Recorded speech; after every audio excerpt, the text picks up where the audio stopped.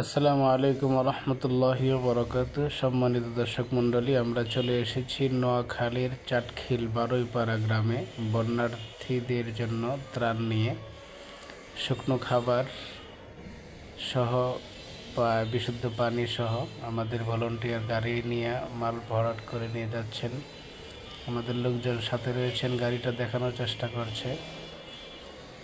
আমাদের সদস্যরাও আছেন একে একে, আমিও ছিলাম সাথে। আমি এই গ্রুপটা নিয়ে গিয়েছিলাম। আমরা যখন সেখানে গিয়ে পৌঁছালাম তখন প্রায় পানি ওঠার 20 দিন পরে। সেখানে অনেক পরিমাণে পানি ছিল তখনও, 20 দিন পরেও পানি নামছিল না একেবারেই। ক্যামেরাম্যান দেখানোর চেষ্টা করছে, পাশে একজন মহিলা একটা মেয়ের সাথে, বাচ্চার সাথে কথা বলার চেষ্টা করেছে। আমাদের ভলান্টিয়ার একজন, বাচ্চাটা যে এখানে হাত ধরে রেখেছে বা এই বাচ্চাটা যে এখান পর্যন্ত দাঁড়িয়ে আছে সেখানেও পানি ছিল। তাহলে আবার কল্পনা করুন সেখানের পানির পরিস্থিতিটা কি কত মারাত্মক এবং কঠিন ছিল। সেখানে আমরা যাওয়ার পূর্বে শুধুমাত্র একজনই ত্রাণ নিয়ে গিয়েছিল। একটু ভিতরে থাকার কারণে লোকজন সেখানে সহজে যায় নাই। অনেক পানি, অতিরিক্ত পানি। 20 দিন পরেও যদি এই পরিমাণ পানি থাকে তাহলে তার পূর্বে কি পরিমাণ পানি ছিল একটু আন্দাজ করতে পারেন। লোকজন এখানে দাঁড়িয়ে আছে, কয়েকজন গাড়ির সামনে আর মাল নিয়ে যাচ্ছেন। আমাদের একজন সাথী কিছু বলছিলেন, আমরা এখানে ত্রাণ নিয়ে গিয়েছি এই সম্পর্কে। পাশাপাশি নতুন কেউ যাইতে চাইলে যেন এই এলাকাতে যায়, এই এলাকার পরিস্থিতি খুব খারাপ। ক্যামেরাম্যান ঘুরিয়ে দেখানোর চেষ্টা করছেন পানির পরিস্থিতি, সে সম্পর্কে তিনি কথা বলছিলেন। আমাদের লোকজন একে একে করে খাবার পানি নিয়ে যাচ্ছেন।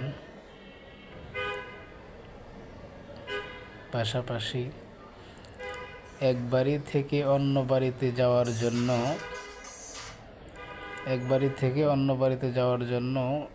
আমাদের দেশে এটাকে সাঁকো বলা হয়, মাধ্যমটা ছিল সাঁকো। তাহলে এবার বুঝতেই পারেন কি পরিমাণ পানি সেখানে ছিল, অতিরিক্ত পানি সেখানে ছিল। ওই একজন পানি নিয়ে দাঁড়িয়ে আছে, বোতল, বিশুদ্ধ পানি নিয়ে যাচ্ছেন। আশেপাশের ঘরবাড়িগুলি একেবারে তলিয়ে, ঘর বরাবর। এই ঘরগুলোতে কিছুদিন পূর্বেও লোকজন ছিল না, এখন থাকতে পারছে। ওই যে একটা বিল্ডিং দেখা যাচ্ছে, সেখানে নৌকা ছাড়া যাওয়ার কোনো সুযোগ ছিল না।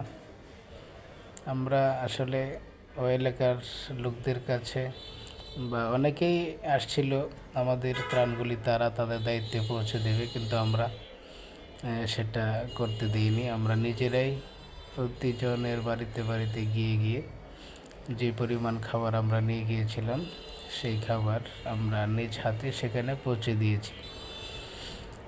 সেই রাকিব সাহেব সাঁকোর মধ্যেও কিছু বলার চেষ্টা করছেন, মানে এলাকাটা অনেক ভিতরে, প্রত্যন্ত অঞ্চল। ক্যামেরাম্যানকে বলছেন একটু এদিক সেদিক ঘুরিয়ে ফিরিয়ে দেখানোর জন্য, ইশারা দিয়েও দেখাচ্ছেন। পানির পরিস্থিতি পর্যবেক্ষণ নিজেও করছেন, আপনাদের জন্য চেষ্টা করছেন দেখানোর জন্য। কিছু সময় তিনি এখানে আলোচনা করেছিলেন এবং নতুন যারা যাবেন তাদেরকে উদাত্ত আহ্বান করেছেন।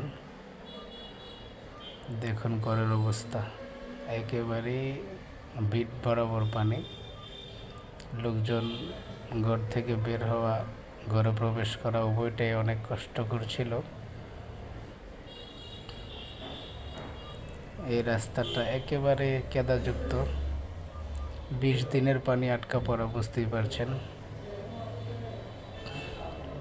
পানিটা দুর্গন্ধযুক্ত হয়েছিল।